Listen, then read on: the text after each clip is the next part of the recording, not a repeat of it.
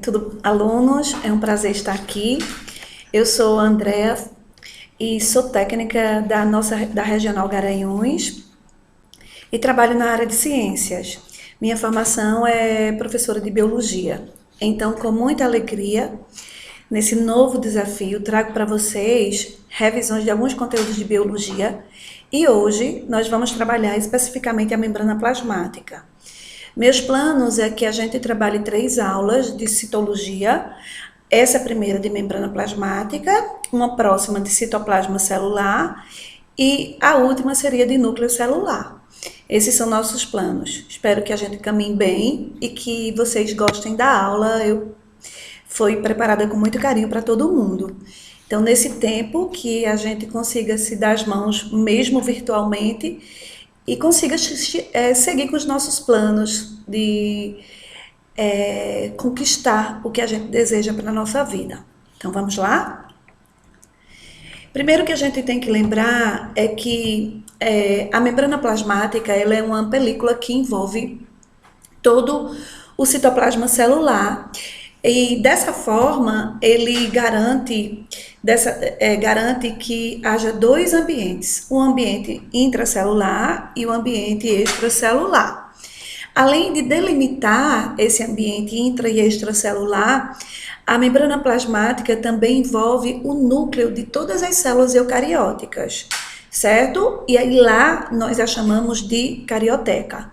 Além disso, todas as organelas membranosas, certo? Todas as que nós conhecemos, exceto ribossomos, têm um envoltório e a constituição é a mesma que nós vamos estudar, certo? Então, quando a gente pensa em membrana plasmática, nós vamos pensar que a membrana, certo? Ela é essa estrutura aqui, ó, que vai envolver... Aqui nós temos uma célula eucariótica, que pode ser uma célula de animal, certo? Aqui a gente tem a carioteca, ó, que vai ter a mesma constituição que o material genético, núcleo individualizado, célula eucariótica. Aqui a membrana plasmática, ó, delimitando o meio intracelular e o meio extracelular. Aqui nós vemos uma célula vegetal, a gente reconhece pela presença de cloroplasto e pela presença dessa estrutura, ó, externa, que é a parede celular. Certo? Que a gente vai conversar um pouquinho sobre ela daqui a pouco, tá? E aqui a membrana plasmática, ó, delimitando todo o meio intracelular, certo? E essa célula, certo? O que garante a integridade dessa célula é justamente a membrana plasmática. Então, a integridade garante que haja a sobrevivência celular. E o que a gente vai discutir agora é quem está na composição dessa membrana. Então, nós sempre identificamos a membrana como uma composição lipoproteica, e o próprio nome leva a gente a relembrar que são lipídios associados à proteína. E quem são esses lipídios, né? Então, os lipídios, nós temos de 3 tipos na composição dessa membrana plasmática, certo? O mais abundante são os fosfolipídios, mas na célula animal a gente também encontra colesterol e a gente encontra glicídios associados a lipídios, certo? Na membrana plasmática, tá? Então a gente vai discutir um pouquinho sobre fosfolipídio e colesterol e logo depois um pouquinho sobre proteína. Então, quando a gente pensar em fosfolipídio, algo é muito importante que a gente lembre, certo? É que essa molécula, ela tem 2 regiões bem distintas, ó, uma estrutura que a gente identifica como cabeça, ligadas a 2 caudas. Essa cabeça, ela tem uma constituição hidrofílica, ou seja, tem afinidade com a água, enquanto as caudas, elas são hidrofóbicas. Então, é aquela história, né, de que tem fobia à água, que não se mistura. Então, essa estrutura é extremamente importante porque permite que os lipídios controlem a movimentação de água a partir de dentro para fora da célula, de fora para dentro. Como? Veja, ele vai ser permeável à água. A água entra a partir da cabeça E a velocidade é controlada pelas caudas que são hidrofóbicas. É importante que a gente perceba que os lipídios não são moléculas estáticas, elas estão em constante movimento, ela gira em torno dela, certo? Ela pode mudar de camada de célula, sair da direita para a esquerda ou vice-versa, ou de uma camada da camada externa para a camada interna de lipídios. Então, ela tem essa mobilidade, certo? Então, ela seria essa dupla camada lipídica, ó, os lipídios um ao lado do outro, mas percebam que eles não são fixos, certo? Então, isso garante mobilidade a essa membrana, tá? Esse lipídio pode se movimentar para um lado ou para o outro, ou de uma camada para a outra, e girar em torno dele mesmo, como nós vimos a animação, certo? O colesterol, essa molécula, ela é extremamente interessante para nós. Lembro que ela vai estar presente na nossa célula animal, certo? E ela vai contribuir com a permeabilidade das camadas de lipídios, certo? Então, ela protege a dupla camada lipídica quando acontece alguma mudança no ambiente, aumentou a temperatura, diminuiu a temperatura. Então, o colesterol garante que essa dupla camada não se deforme, e aí ela vai contribuir com a permeabilidade da membrana, certo? Então, quando a gente pensar em colesterol, a gente vai pensar que ele vai estar ligado diretamente à fluidez da membrana. Então, a gente tem duas características que a gente precisa lembrar com relação a essa fluidez, certo? Temperatura e colesterol, certo? Então, quando a gente pensar em colesterol e temperatura, a gente vai pensar o seguinte: quanto maior a temperatura e quanto maior for a quantidade de colesterol na membrana, menor será a fluidez dessa membrana, certo? Lembrar desse detalhe. E aí a gente chega às proteínas, certo? Essas proteínas, elas têm uma importância muito grande na membrana plasmática. Elas estão mergulhadas, ó, na dupla camada lipídica. A gente vai ter uma quantidade muito grande de proteínas, e cada uma executa uma função. É importante que a gente lembre que uma proteína, ela sempre será específica de um substrato. Então, uma proteína que reconhece glicose, ela não vai conseguir reconhecer um lipídio, certo? Ela é específica, ela tem alto grau de especificidade, tanto com o substrato que ela vai atuar, tanto com a temperatura do ambiente, tanto quanto com o pH, certo? Então, manter esse ambiente íntegro favorece a ação da proteína. Então, nós vamos ter proteínas que são receptoras de anticorpos, por exemplo. A gente vai ter proteínas que vão atuar como enzima, e a gente lembra que enzima é uma proteína que acelera uma reação, certo? A gente tem proteína que vai ser de canal, ó. Então, o que é que essa proteína vai fazer? Ela vai reconhecer a substância, capturar essa substância e permitir que essa substância ou entre ou saia da substância, da célula, certo? E aí a gente tem proteínas que atuam como enzimas que vão facilitar a produção de energia, certo? Então, as proteínas estão ali, mergulhadas na dupla camada, atuando em várias funções, certo? E aí, eu convido vocês a ver esse pequeno vídeo, só para a gente entender um pouquinho como é essa dupla camada lipídica, tá?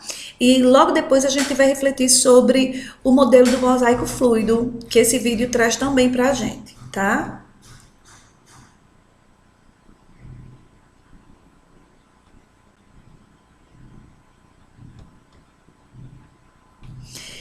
Lembro que esse vídeo eu adquiri a partir do YouTube, e ele é autorizado para a gente usar como fins didáticos, certo? Todos os vídeos que eu vou usar aqui, eles são utilizados do YouTube, tá? E são autorizados. O áudio é em inglês, quem quiser pode estar ouvindo, mas ele trata... Essa aí é a membrana plasmática, ó. Ele vai aproximar e a gente vai estar vendo essa animação da dupla camada lipídica. Perceba que os lipídios estão lado a lado, certo? Formam essa bicamada lipídica. Vejam que eles sofrem desarranjo, mas logo a seguir ele volta ao arranjo tradicional, ó, da dupla camada lipídica. E aí, isso é aquela questão do lipídio conseguir se movimentar, não é? Tá? Percebam que os lipídios estão em constante movimento e esse constante movimento leva a gente a pensar em fluidez, certo? Percebam que aqui a gente vai ter as proteínas, ó, mergulhadas na dupla camada lipídica, ora reconhecendo substâncias, ora transportando substâncias, certo? As várias funções. Então, essa justifica o que a gente chama de modelo do mosaico fluido, tá? Que daqui a pouco a gente discute um pouquinho melhor sobre isso. Eu vou seguir com esse vídeo, ele é pequenininho, mas ele já vai mostrar a gente e trabalhar um pouquinho uma das funções da membrana, que é selecionar aquilo que pode entrar ou sair da célula, certo? Que é o que a gente chama de permeabilidade seletiva, certo? Então, vejam só. Nessa segunda parte do vídeo, ele vai trabalhar a difusão, ó, olha, as proteínas reconhecendo substâncias e permitindo a passagem. Aqui a gente está vendo a difusão facilitada, que é quando há participação de proteínas, certo? Essa parte 3 segue também com... aqui a gente tem a proteína de canal, veja... Esse aqui é o modelo do transporte ativo, quando uma substância vai atravessar a membrana e para ela conseguir atravessar, ela vai precisar de energia, que a gente vai discutir também logo a mais. E aqui a gente vai ver um processo muito legal de pinocitose, seriam gotículas, né, que precisam penetrar na célula. Aí veja que vai haver invaginação da membrana, ó, e aí a membrana forma um pinossomo, esse pinossomo vai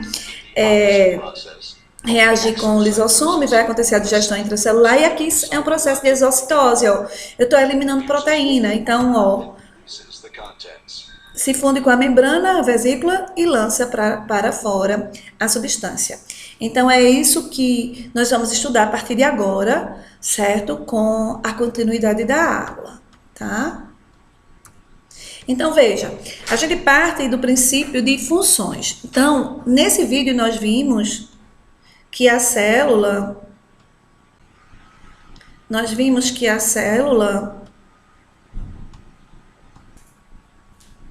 Então, ó, seguindo com a aula, nós vamos ter as funções. A função de permeabilidade seletiva nós acabamos de ver no vídeo, certo? A membrana, ela vai permitir a entrada ou saída de substância, mas ela vai permitir, dependendo da necessidade. Está precisando daquela substância fora da célula para equilibrar o meio, então ela permite a saída.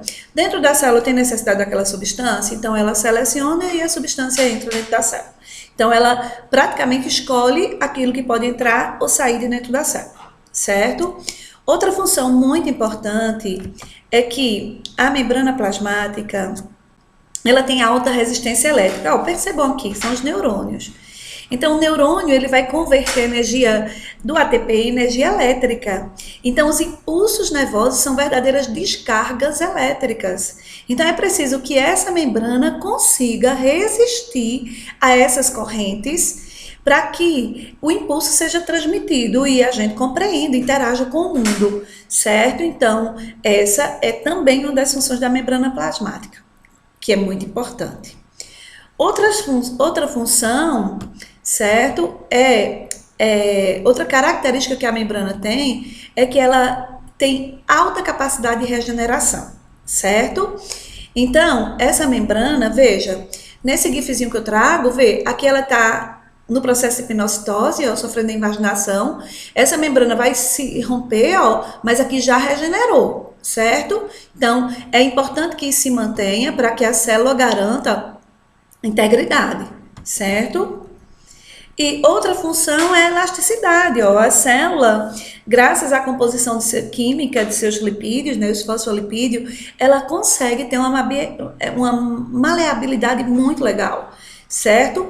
E conseguindo suportar, por exemplo, o inchaço, se entrar muita água, e se não for o excesso, ela se mantém íntegra, certo? Ou, né, diminuir, dependendo se faltar, se tiver um ambiente hostil, com falta de água, ela diminui o conteúdo citoplasmático, é o que a gente percebe muito na célula vegetal, certo? E aí, essa elasticidade facilita para que as células consigam também, sobretudo do tecido epitelial, aderir, sofrer adesão, né, entre elas, certo? E aí permutar substâncias, certo? Mas no vídeo nós conversamos sobre o modelo do mosaico fluido, certo? Então, como eu mostrei para vocês, a fluidez vai se dar pelo estado que os lipídios garantem à membrana, certo? Que é aparentemente quase líquida. E o mosaico se refere às proteínas que estão mergulhadas aleatoriamente na dupla camada lipídica. Então, os cientistas gostam muito de fazer uma analogia como se as proteínas mergulhadas na dupla camada, então a gente está aqui no oceano, aqui é o iceberg, então aqui seria a dupla camada e aqui seria a proteína. A gente veria essa proteína assim na extremidade, ó, no meio extracelular, e ela mergulha toda a dupla camada, não é? Facilitando a entrada, permitindo o reconhecimento, certo? E lembra que essas moléculas estão em constante movimento, por isso o modelo do mosaico fluido, que é mais ou menos isso aqui, ó. Isso aqui, certo? Que a gente consegue perceber nesse gifzinho, tá? O movimento de substâncias, proteínas não estão mergulhadas excepcionalmente naquele local, ela tem capacidade de movimento, certo? Vemos que essa proteína aqui, ela está na superfície externa, essa na superfície interna, e essa daqui, ó, ela vai funcionar como de canal, reconhecendo e facilitando o transporte de substância para dentro ou para fora da célula, certo? Mas não é somente a membrana plasmática presente nas células, a gente tem algumas estruturas de seres vivos que a gente vai encontrar a parede celular, certo? A mais conhecida nossa é a membrana, é a parede celular presente na célula vegetal, e essa estrutura tem uma função muito importante para evitar que a célula vegetal, quando encha muito, absorva muita água, ela sofra o rompimento, a membrana rompa e o que causaria a morte da célula, certo? E ao mesmo tempo ela também protege quando há perda excessiva de água. Então a parede celular é um reforço extremamente importante, seja no ser vivo que ela vai estar presente, certo? Na célula vegetal, a composição é celulose, que ela é formada por mais de 1000 moléculas de glicose, é um polissacarídeo, certo? E esse polissacarídeo, ele pode estar associado à lignina, certo? E na planta que essa celulose está associada à lignina, ela vai estar ali dando alta resistência. Então, a gente vai estar num caule, num tronco, certo? Garantindo essa resistência. Só que o que eu preciso refletir com vocês, ó, aqui, certo? Aqui eu tenho a parede celular, certo? Os plasmodesmos são estruturas de troca de substâncias que depois a gente vai conversar um pouquinho sobre eles, tá? Quando a gente estiver estudando o citoplasma celular. Aqui a gente tem a membrana plasmática e aqui a gente tem a parede celular, ó, a primária e a secundária, certo? Isso aqui numa célula vegetal. Mas nós temos 3 grupos de seres vivos que a gente encontra parede celular. E a constituição da parede celular, a sua composição química, vai levar a que eu saiba que ser vivo possui aquele tipo de parede celular. Então, lá no Monera, né, o representante mais marcante para nós são as bactérias, a composição da parede celular nelas é de peptidoglicano, certo? Que é proteína associada a açúcar, certo? Nos fungos, a gente vai ter a composição de quitina e nas plantas, como nós acabamos de ver, de celulose, certo? Mas é preciso que a membrana plasmática, ela tenha algumas adaptações para conseguir capturar substâncias ou selecionar ou absorver substâncias, ou absorver mais água, ou manter a adesão entre células para a troca de substâncias entre células vizinhas, certo? Então, nós vamos ter algumas especializações que vão aumentar a possibilidade de absorção de substâncias. Dentre essas especializações, nós temos duas. A mais conhecida nossa é a microvilosidade, ó, que são essas dobrinhas que a membrana dá, que a gente vai encontrar lá no nosso intestino, com a função de aumentar a superfície de absorção de substâncias através do intestino delgado, certo? Então, lá no intestino delgado, nós temos essas microvilosidades. Quando a gente pensar nos rins, nós vamos ter invaginação de base. Vê, lá, aqui eu tenho a célula mergulhada, certo? No tecido de suporte, tá? A gente aqui tem a membrana basal, tá? E partindo dessa membrana basal, a gente tem as células, ó, que é um epitélio, certo? Então, lá na base, por isso que é na região basal, porque está mais próxima à membrana basal, a membrana, ó, invagina-se para dentro do citoplasma da célula, e essas invaginações vão garantir maior absorção de água. E eu vou encontrar essas invaginações de base lá nos túbulos renais, nas células de revestimento dos rins, certo? Outro tipo de especialização é para aumentar a aderência. Então, nós temos dois tipos, ó. Os desmossomos. Deixa eu só trazer esse videozinho mais para cá, para que a gente consiga ver melhor. Nós temos os desmossomos, ó, que os desmossomos, eles são filamentos proteicos, ó, que parte, aqui eu tenho uma célula, aqui eu tenho outra célula, certo? Essa é uma zonulazinha de oclusão, ó, e aqui estão os desmossomos, ó, e aqui também a gente percebe outros, certo? Então, esses filamentos proteicos, ó, partem de uma célula para outra, e elas vão se, cruzando, certo? E tem a função de ancoragem. Elas vão manter essas duas células unidas, tá? Para que aconteça a interdigitação, ó. Percebam que essa membrana aqui, ó, ela é a membrana celular dessa célula, e essa daqui, ó, que vem aqui, ó, é a membrana celular dessa célula aqui. Então, essa membrana, tá? Essas interdigitações, elas são dobras, ó, que invadem o citoplasma da célula vizinha e tem a função de aumentar a permeabilidade, o intercâmbio de substâncias, ó. Se aqui tem uma concentração maior de substância, e a gente vai trabalhar daqui a pouco difusão, ó, o sólido sai de onde está mais concentrado para onde está menos concentrado. E aí as células são beneficiadas, certo? Então, veja, o que a gente viu até agora nesse conteúdo que eu trabalhei com vocês. Vamos ver aqui, ajeitar essa câmera para que fique bom para todo mundo, certo?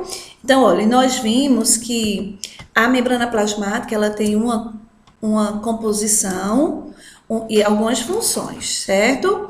Então, aqui nós temos como principal função proteger a célula, delimitando o espaço intracelular e o meio extracelular, e selecionar tudo aquilo que pode entrar ou sair de dentro da célula, certo?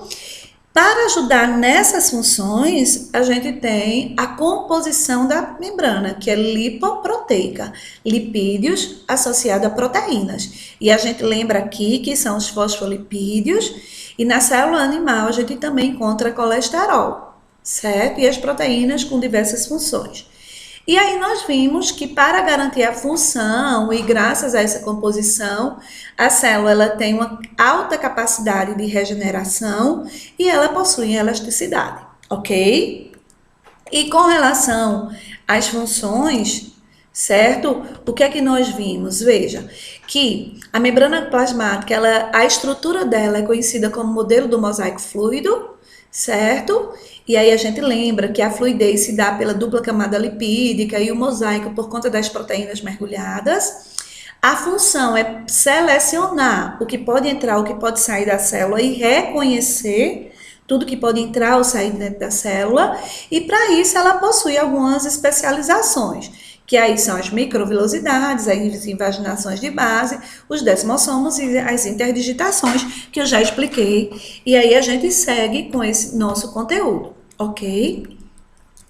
E aí, veja, é chegado o momento da gente trabalhar um pouquinho o transporte de substâncias. Nós vimos que a composição dessa membrana é extremamente importante para selecionar o que vai entrar e o que vai sair. Mas quais são as formas que a célula utiliza para permitir que essas substâncias possam entrar ou possam sair dentro da célula? Então, antes, eu peço licença aos professores de química, certo? Que eu não falarei tão bem como vocês, mas é preciso a gente relembrar o que é solução, certo? E a solução, ela é formada por dois tipos de substâncias, uma que a gente vai classificar como soluto, que é aquela substância que será dissolvida na solução, e temos como, por exemplo, o sal, o açúcar. E o solvente, que será aquela substância que irá dissolver o soluto, que aí nós temos como dissolvente universal, que é a água, certo? Então, a solução será a mistura entre solvente e soluto, certo? Que aí a gente tem a garapa, a gente tem, certo? Água com sal, várias substâncias que a gente tem, várias soluções que a gente consegue formar ao longo, né, de nossa vida. Agora, lembre-se que nessa solução eu vou ter uma substância que geralmente é hidrofílica, certo? Porque ela consegue se misturar à água, tá? E dentro dessa classificação é importante que a gente entenda algo que a gente vai falar muito a partir de agora, que é o gradiente de concentração. Quando a gente pensar em gradiente de concentração, a gente vai pensar na variação que há entre solvente e soluto. E mais necessariamente a gente vai pensar, observar o soluto. É ele que vai me garantir, certo? O que eu entendo por gradiente de concentração, certo? Então perceba aqui, ó. Veja, observe aqui que a gente tem, aqui é o meio intracelular, aqui é o meio extracelular de todas essas, consideremos aqui células, aqui está a membrana ó, plasmática dessas células, e aí a gente vai olhar como é que está a concentração, certo? Dentro da célula e fora da célula. Cada bolinha azul é água, solvente, e cada bolinha vermelha é soluto. Então, nessa primeira situação, nós temos a célula mergulhada numa solução muito concentrada. Ó, tenho pouco solvente e muito soluto. Então, a gente considera que essa solução, pela concentração, é hipertônica, certo? Nessa segunda situação, veja, a gente tem o meio intracelular mais concentrado em soluto do que o meio extracelular.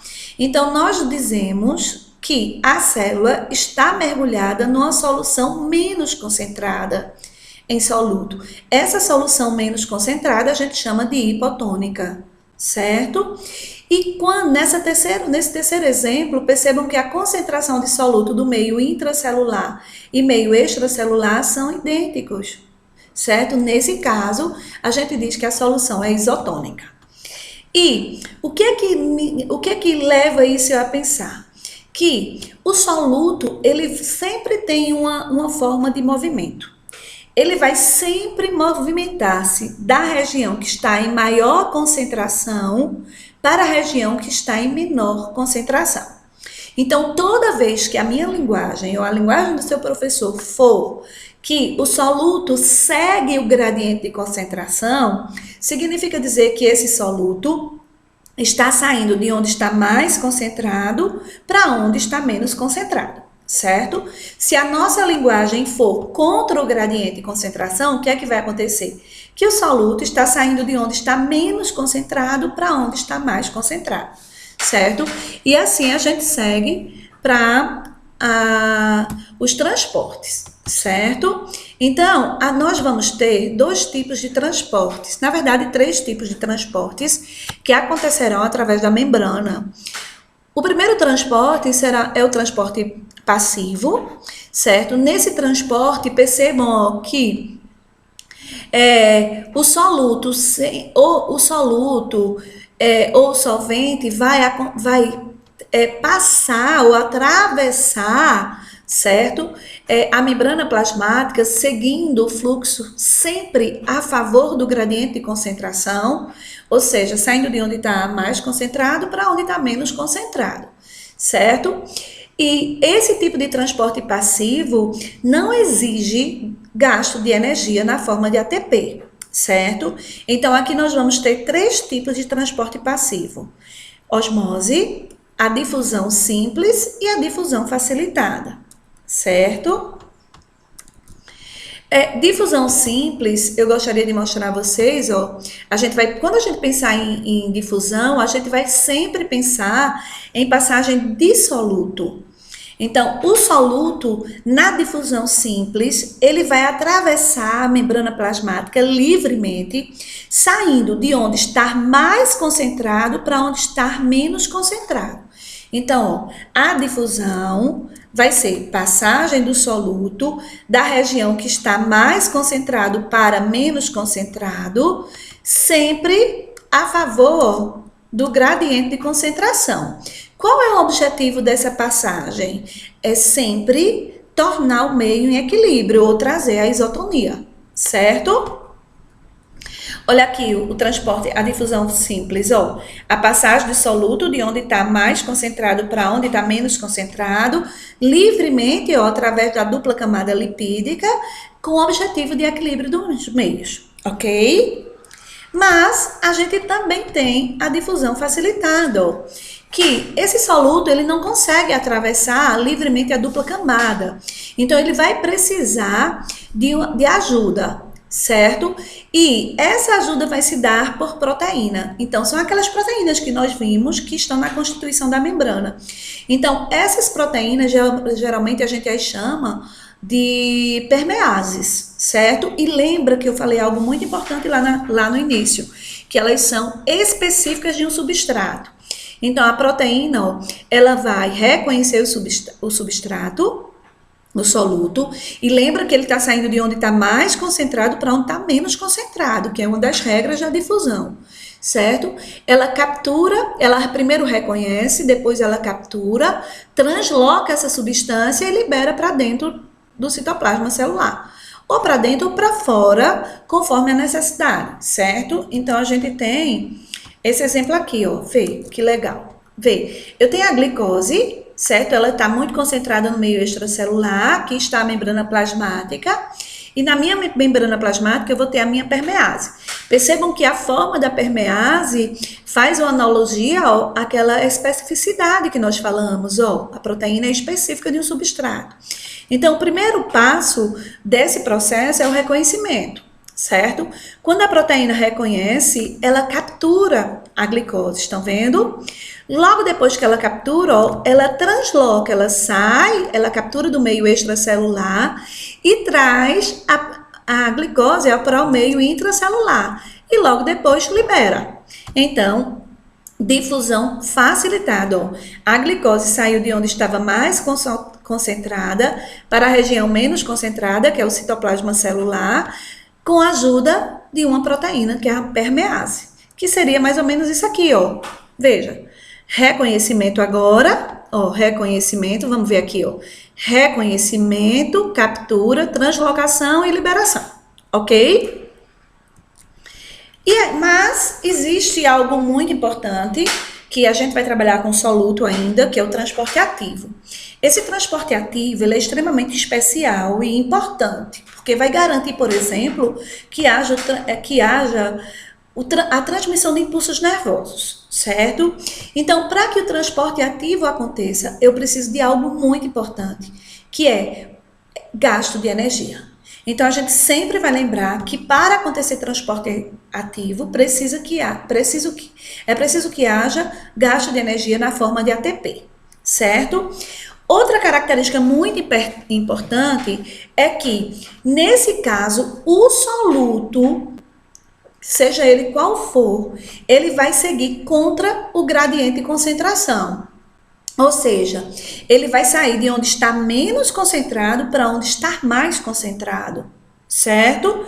E para que isso aconteça, ele vai precisar de uma proteína. E essa proteína também é específica, certo? Então, vejam, 3 características do transporte ativo. Primeiro, gasto de energia na forma de ATP. A substância, o soluto, vai sair de onde está menos concentrado para onde está mais concentrado, então é contra o gradiente de concentração, e vai utilizar uma proteína para o transporte dessas substâncias, certo? Então, o exemplo mais claro para a gente é a bomba de sódio e potássio, que vai acontecer lá em nossos neurônios, certo?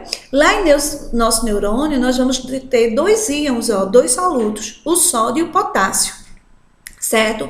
O sódio com grande concentração fora da célula e o potássio com grande concentração dentro da célula.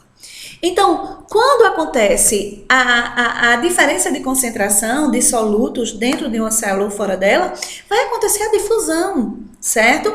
Então, sódio vai entrar dentro da célula e potássio vai sair dentro da célula, certo? Só que o que a célula precisa é essa alta concentração de sódio fora da célula e de potássio dentro da célula. Então, entra em ação, certo? A bomba de sódio e potássio, que eu preciso bombear esse sódio para fora da célula, certo? Saindo de onde está menos concentrado para onde está mais concentrado, e o potássio também, certo? Será uma saída contrária à difusão simples ou facilitada que nós já acabamos de ver, certo? Eu trouxe alguns GIFs para a gente compreender melhor, certo? Então perceba, ó, aqui vamos ver o sódio, é esse vermelhinho, ó, e o potássio, o azulzinho. Então perceba a grande concentração de sódio fora da célula, a grande concentração de potássio dentro da célula, e aqui branquinho, que ora verde, ora branco, é o ATP, tá certo? Então, por difusão, ó, o sódio entra dentro da célula, veja, vermelhinho, e por difusão, o potássio sai dentro da célula, olha, veja o azulzinho. Então, a célula lá no nosso neurônio precisa capturar esses íons. Então, eu tenho aqui em laranja, ó, a proteína transportadora, certo? Então, essa proteína, ó, captura o sódio que entrou dentro da célula, então, ele captura o sódio. Com a ajuda de energia, ela vai liberar esse sódio para fora da célula, ó, trazendo de onde está menos concentrado para onde está mais concentrado. E o mesmo acontece com o potássio, ó, ela captura os potássios e traz para dentro da célula. Perceba que essa bomba de sódio e potássio, ela acontece, ó, 3 sódios são jogados para fora da célula e 2 potássios trazidos para dentro da célula. Vejam que aqui, ó, o ATP é pretinho e logo depois ele se converte em 2 moléculas verdinhas, que são as moléculas de ADP, certo? Adenosina difosfato, tá? Outra forma da gente entender é esse aqui, ó, vê, eu tenho ATP, dou energia, vê, aqui eu tenho, não é, vê, dou energia, certo? E eu estou capturando, ó, aqui a produção de energia e capturando os 3 fosfatos para o interior da célula. Para o exterior, desculpa, da célula, tá? Aqui eu tenho essa mais fácil, vê que legal essa. Vê, eu tenho a proteína, ela captura os 3 sódios, aí recebe a energia do ATP, ela transloca, ó, libera o sódio, muda de forma e captura 2 íons de potássio, ó, ainda com a energia do ATP, transloca, ó. Nesse momento a energia já se desfez, a proteína translocou-se e liberou o potássio para dentro da célula. Isso acontece o tempo inteiro a nível de neurônio para garantir que o impulso nervoso seja transmitido, certo? Sempre, ó, gasta energia, por isso que é a importância muito grande a gente estar produzindo ATP o tempo todo. Certo? Então, seria mais ou menos isso aqui, ó. Olha o impulso nervoso, ó. O sódio saindo, o potássio entrando dentro da célula e o impulso nervoso, ó, acontecendo, ó. Esse movimento aqui é o impulso nervoso. E aí, permite que a gente interaja com o ambiente, que vocês possam me escutar, que eu possa estar nessa conversa mesmo que numa interação menos nossa, mas que é possível graças aos impulsos nervosos, certo? E aí, ó, o que a gente consegue perceber? Que há 3 tipos de transporte, certo?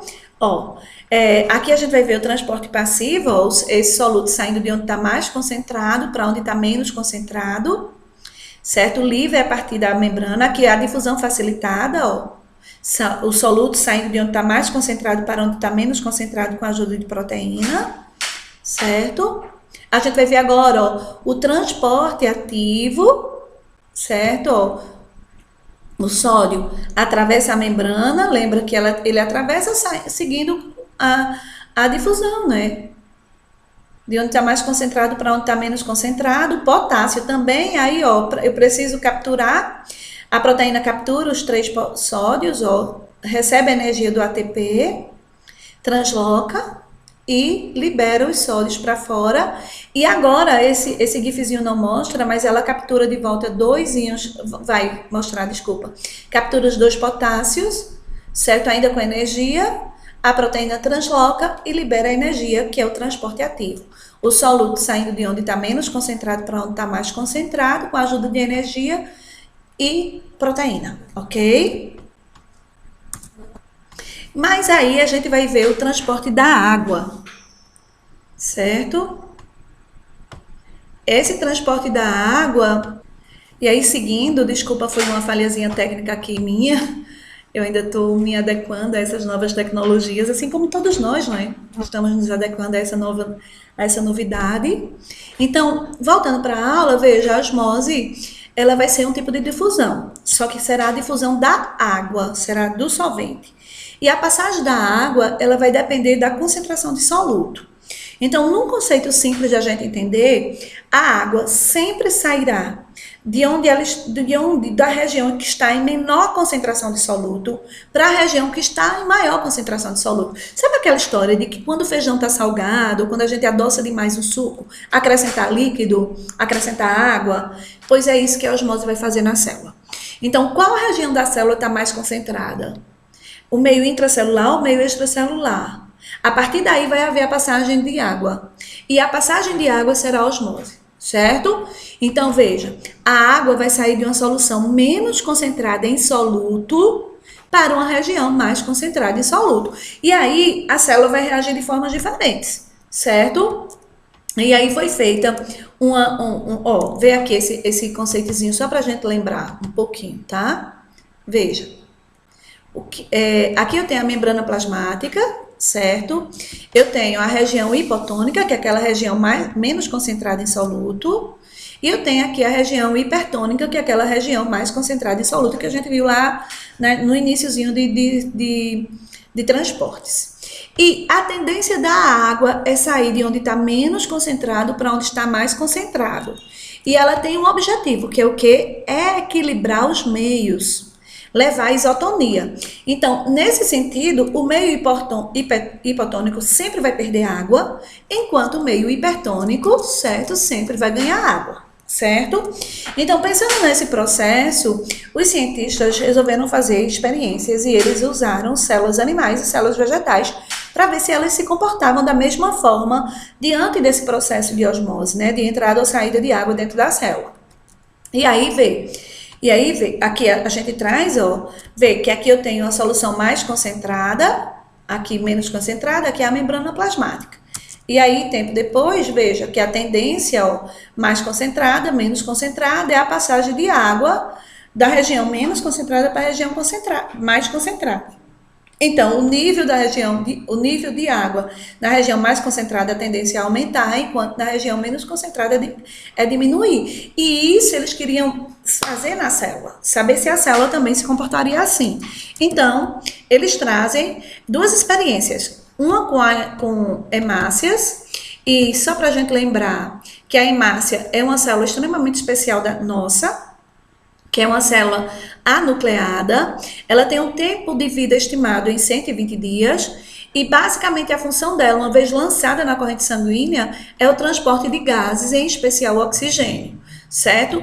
E ela tem essa formazinha assim, ó, essa forma em disco e bicôncava, porque a partir de um processo que acontece lá na medula óssea, certo?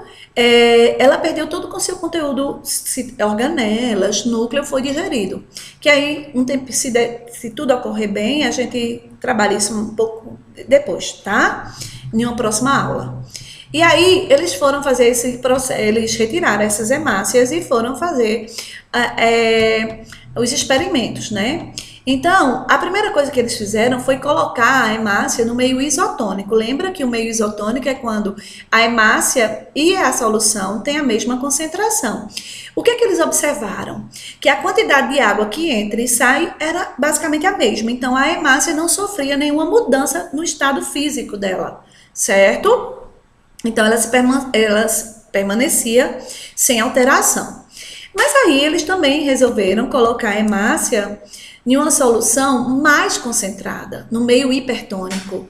Então, para a gente ter ideia, a concentração de hemácia, de soluto em hemácia, é em torno de 0,09. Então, a gente pode estar pensando que aqui tem 0,15, é mais concentrado. Então, aí entra em ação aquele conceito de osmose que nós acabamos de ver, ó, que o solvente vai sair de onde está menos concentrado para onde está mais concentrado. E aí a célula, com o passar dos minutos, a célula começou a mudar de aparência, ela foi perdendo água. E quando perdia água, a primeira aparência que a gente chama, que os cientistas perceberam, é que a célula murchava, certo? E logo depois ela ficava toda enrugada. E aí a gente diz que a célula humana, a hemácia, quando mergulhada numa solução hipertônica, ela fica crenada, ou seja, enrugada, ou numa linguagem popular, murcha, certo? Sempre no meio hipertônico. Já quando essa hemácia é colocada no meio hipotônico, lembra que ela tem em média 0,09, aqui vai ter em média 0,03, certo? Então, a tendência da água é sair de onde está menos concentrado para onde está mais concentrado. Então, lembra que a hemácia tem aquela estrutura bicôncava, achatadazinha? Então, com a entrada de água, veja, e aqui eu gostaria de mostrar a vocês uma das características da membrana, que é a elasticidade. Então, nesse momento, ó, a célula começou a receber água e a primeira coisa que acontece é ela inchar, ó. Ela incha e ganha agora um aspecto arredondado que ela não tem, certo? Então, isso implica em a gente saber que está entrando água ali naquela região. Se está entrando água, é porque a solução é hipotônica, certo? E aí, ó, logo depois que ela incha, certo? Ela não suporta, porque a membrana tem, sim, né, elasticidade, mas não resiste por muito tempo, certo? Aí ela rompe. Quando ela rompe, a gente diz que houve a lise da célula, certo? E aí, a esse processo a gente chama, ó, hemólise, lise, rompimento, hemácia. Rompimento das hemácias. A questão de vestibular que diz, que relata, né, para a gente entender que se trata de um tipo de osmose, que a hemácia estaria mergulhada numa solução hipotônica, dizendo assim que a hemácia foi mergulhada numa solução e tempo depois a solução estava avermelhada, numa referência que houve o rompimento da hemácia, certo? Espero que esteja tudo bem, que a gente esteja compreendendo. No final da aula eu vou ter meu e-mail e se alguém tiver alguma dúvida ou quiser conversar comigo sobre alguma coisa ou sugerir algum tema para que eu trabalhe, vocês fiquem à vontade e podem mandar e-mail para mim, tá bom? E aí, veja, esse experimento é bem legalzinho, ó. Vê, a gente tem aqui, deixa eu mudar aqui esse videozinho para cá, para que a gente consiga ver. Ó, a gente tem aqui os três tipos de soluções que nós vimos. Ó, a solução hipertônica, a solução hipotônica e a solução isotônica. E as hemácias mergulhadas em uma a uma. Ó, a solução, hipertônica, ela murcha, crenada, estão vendo? Na solução hipotônica, ó, o que é que vai acontecer? Ó? Recebe água e ela estoura, ó, rompe, houve a hemólise. E aí, na solução isotônica, a gente percebe que a quantidade de entrada de água e saída é a mesma e a célula se mantém intacta, ok? Espero que tenham compreendido, porque agora a gente vai trabalhar com a célula vegetal, certo? E a célula vegetal, ela se comporta diferente. E ela se comporta diferente justamente por conta da parede celular. Então, a gente vai ter dois momentos da célula vegetal. Ou ela vai estar em plasmólise, ou ela vai estar túrgida, certo? Então, ó, plasmólise é quando a célula vegetal é colocada numa solução hipertônica. O que que a gente lembra quando uma célula é colocada numa solução mais concentrada do que ela? Vai haver perda de água. Então, a gente precisa lembrar que a plasmólise se refere à perda de água daquela célula vegetal por ela estar mergulhada numa solução hipertônica. Então, o conteúdo citoplasmático vai diminuir. E como nós vimos lá na introdução que a parede celular vai proteger a célula vegetal, ela não vai morrer por conta disso se não for. Veja, aqui eu tenho a célula vegetal intacta e eu tenho essa organela citoplasmática que é o vacúolo de suco celular, que é extremamente importante. É ele que vai controlar a entrada e saída de água da célula, certo? Então a gente vai acompanhar esses dois processos de turgidez ou de plasmólise na célula vegetal a partir do vacúolo. Então, vê, ela foi colocada no meio hipertônico, mais concentrado. O que é que vai acontecer? Ó, saída de água da região menos concentrada para a região mais concentrada. Então, percebam que ó, o vacúolo vai diminuir de tamanho e o citoplasma celular vai recolher todinho, ó, vai encolher, vai ficar bem menor. Mas a célula não morre, certo? E nesse momento a gente diz que a célula está plasmolizada, tá? E aqui eu tenho um conceitozinho, ó, que eu vou filmar um pouquinho para que você consiga, certo? Ler agora e ter esse conceito, pausar o vídeo e ter esse conceito na hora de fazer suas anotações, tá? E a célula, ela também pode estar túrgida, grau de turgescência, que é justamente quando ela é mergulhada numa solução hipotônica. E aí nós vimos o quê? Que agora na solução hipotônica vai haver entrada de água. E se houver entrada excessiva de água, na nossa célula rompeu. Aqui vai romper? Não. Por quê? Porque a parede celular, ela atua defendendo essa célula, protegendo essa célula, certo? Então, deixa eu trazer meu videozinho mais para cá. Ó, aqui eu tenho o vacúolo de suco celular, certo? E aqui eu tenho o meio hipotônico. O que é que vai acontecer? Entrada de água. Percebam que aqui, ó, o conteúdo citoplasmático é menor do que nessa célula. Então, essa célula aqui recebeu muita água. E o vacúolo aqui vai estar um pouquinho maior, certo? Então, nesse momento, a gente diz que essa célula está túrgida. Ou seja, em uma linguagem bem simples da gente compreender, cheia, tá? Aqui eu trago também o conceito, ó, para que você consiga compreender e faça suas anotações à medida que for assistindo esse vídeo, ok? Então, ó, só para a gente ver um detalhe. Imagine que você tem um colega e esse colega mora longe de você e achou que naquele dia deveria levar uma linda rosa que tem no jardim dele para casa, de casa para você. Então, a primeira a gente pensa que a rosa estando ali na planta está no meio isotônico. Então, a concentração de água está ideal, a concentração de soluto e a quantidade de água está bem legal. Na hora que o colega tira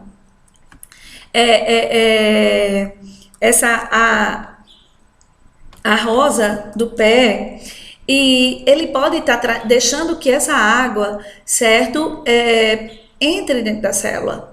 Então, a gente vai considerar que ele está colocando a célula no ambiente hipertônico. Ó. Então, vai haver perda de água da célula, mas a célula ó, se mantém intacta, porém com conteúdo citoplasmático bem menor, regrediu. Mas a célula está viva. Então, aí a gente imagina que a rosa chegou murcha na escola. Você extremamente emocionada, ó.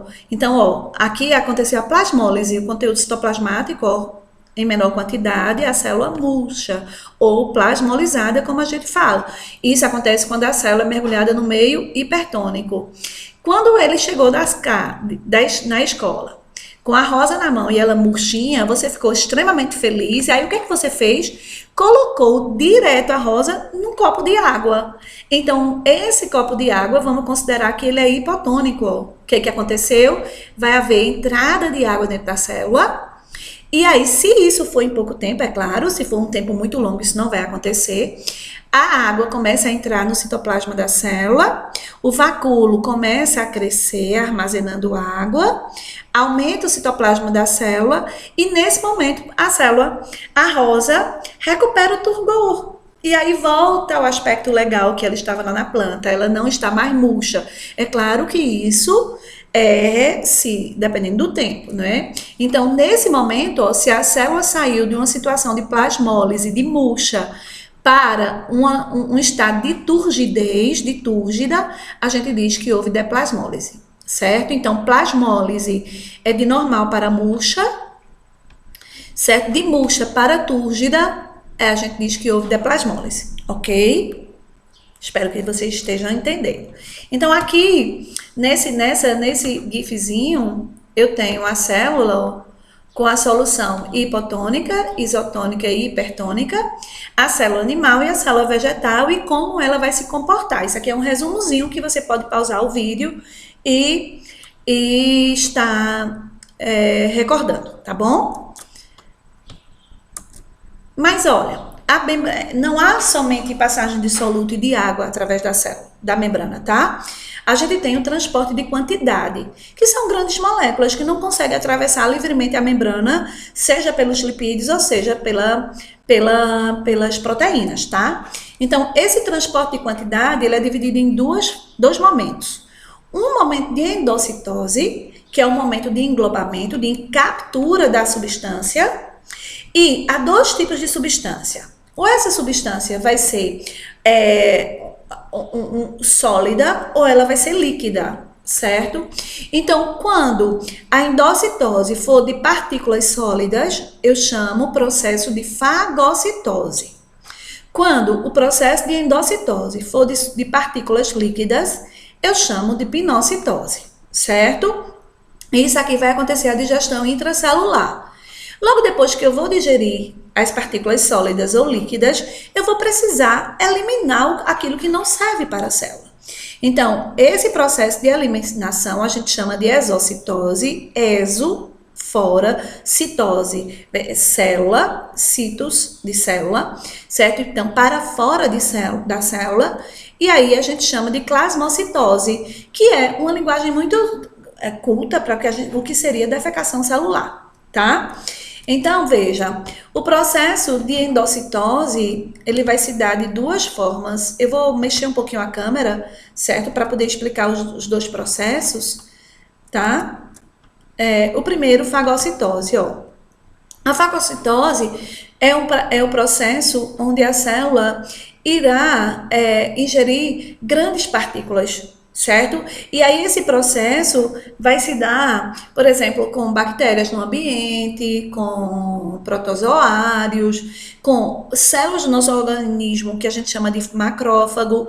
E existe uma característica desse processo, que a célula, para realizar a fagocitose, ela vai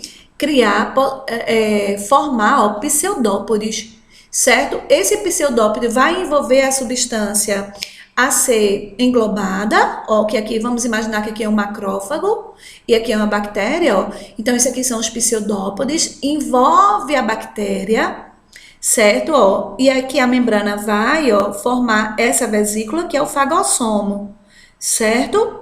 E a membrana plasmática se regenera, tá? Então, a fagocitose, partículas sólidas, presença de pseudópode e formação de fagossomo, certo? E outra forma é a pinocitose, que ela vai ser o processo de endocitose de partículas líquidas. Então, veja, eu vou ter uma característica aqui diferente. Aqui foi a formação de pseudópode. A membrana plasmática cresce para fora do citoplasma, estão vendo? E engloba a partícula sólida. Tá? É a forma de captura. Já a pinocitose, ela vai ser partícula líquida, então a membrana plasmática invagina-se para o citoplasma, para dentro do citoplasma celular. Acumula líquido, logo depois que acumula, ó, a membrana ela se funde e forma essa pequena vesícula que a gente chama de pinossomo. E a membrana plasmática se regenera, certo? Então, pinocitose vai ter a endocitose de partículas líquidas, com a invaginação da membrana e a formação do pinossomo, ok? Então, deixa eu deixar aqui, ó, para que você consiga ver um pouquinho tudo e fazer suas anotações, tá bom? E aí, veja, aqui eu trago de uma forma mais lúdicazinha para a gente estar entendendo. Veja, aqui o processo de fagossomo, ó. Aqui a célula, a formação do pseudópode e aqui a partícula ser englobada, ó. E aí, ó, o pseudópode envolve a partícula ser englobada, certo? E, ó, forma o fagossomo, libera o fagossomo dentro do citoplasma celular e agora vai acontecer a digestão intracelular. Esse fagossomo vai se fundir aos lisossomos e formar o vacúolo digestório, que a gente estuda isso bem direitinho em citoplasma celular, certo? Em lisossomos, tá? Ó, esse gifzinho é muito legal. Veja, ele é a fagocitose, tá? Então, deixa eu mostrar vocês aqui. Ó, pseudópode, englobamento, ó, o fagossomo se ligou ao lisossomo, vê, endocitose, fagossomo, se fundiu ao lisossomo, corpo residual é a exocitose, é aquilo que não me serve. Nesse processo, houve a digestão intracelular, o que é útil é absorvido pela célula e o que não é útil, a célula vai eliminar, certo? Olha aqui na natureza, isso aqui, ó, pode ser o nosso macrófago fagocitando bactéria, certo? Que é bem legal, tá vendo? É uma forma de defesa do nosso corpo, que é exatamente isso que a ciência tá querendo fazer, né? Agora com esse desafio do corona, ensinar o nosso corpo ou perceber como o nosso corpo vai construir essa defesa imunológica, né, contra o coronavírus. Aqui está o macrófago fagocitando a bactéria, tá bom? E eu trago a vocês esse vídeo que eu gosto muito em particular, certo? Ele tem isso aqui. É a luta pela sobrevivência, é um vídeo que foi gravado em laboratório, tá? E mostra aqui a luta de dois seres vivos, né, pela sobrevivência no mundo. E aí demonstra bem direitinho o processo de fagocitose. Eu gosto muito desse vídeo, eu sempre vejo ele com meus alunos e eu dou aula em pré-vestibular e dou aula onde precisar que eu vá. Ó, aqui eu tenho a ameba. E aqui eu tenho os dois são protozoários, tá? Aqui eu tenho o paramécio, ó, que é um protozoário ciliado. Percebam que a ameba, nesse ambiente, está praticamente encurralando. Isso aqui são formações de pseudópode, ó, que na ameba serve para movimento e serve para captura de nutrientes. Veja a estratégia da ameba, ó, o protozoário, veja o que é que ela fez, encurralou o protozoário e o pseudópode, ó, vai envolvendo. Deus, não, por favor, desculpa. Ai.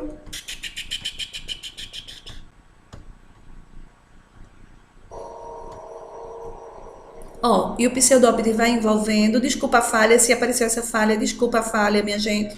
Eu tô me adequando aí ainda ao equipamento. Desculpa. Sinto muito por essa falhazinha, tá? Aí vê, ó, o pseudópode vai envolver o protozoário, tá? Ó, vê, o protozoário agora não tem mais saída. O pseudópode vai, ó, se fundir, formar o fagossomo. Vê o conteúdo citoplasmático dela se movendo, tá?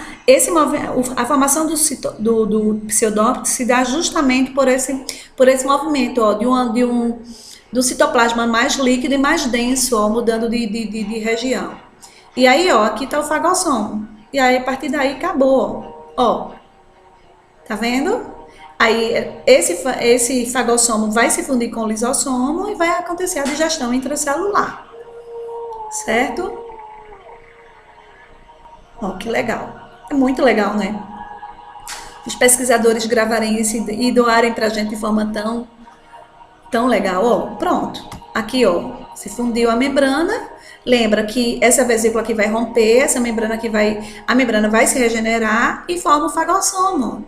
E agora o lisossomo vai lançar enzimas, vai se fundir com essa estrutura e vai acontecer a digestão intracelular, tá certo?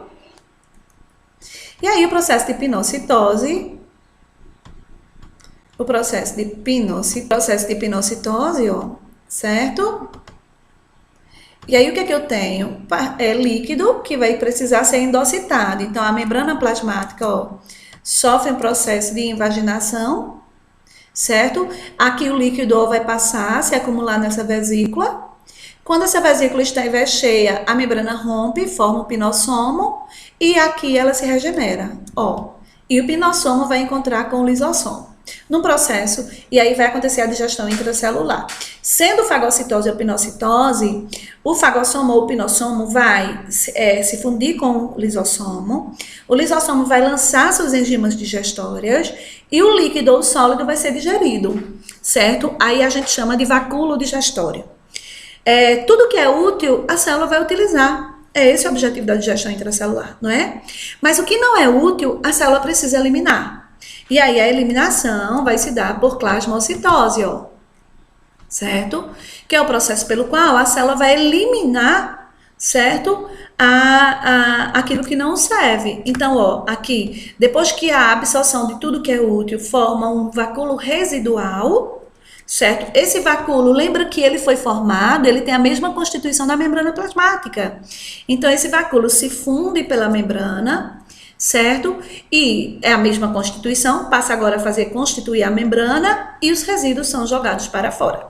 E aí eu tenho a exocitose, certo? A liberação dos resíduos.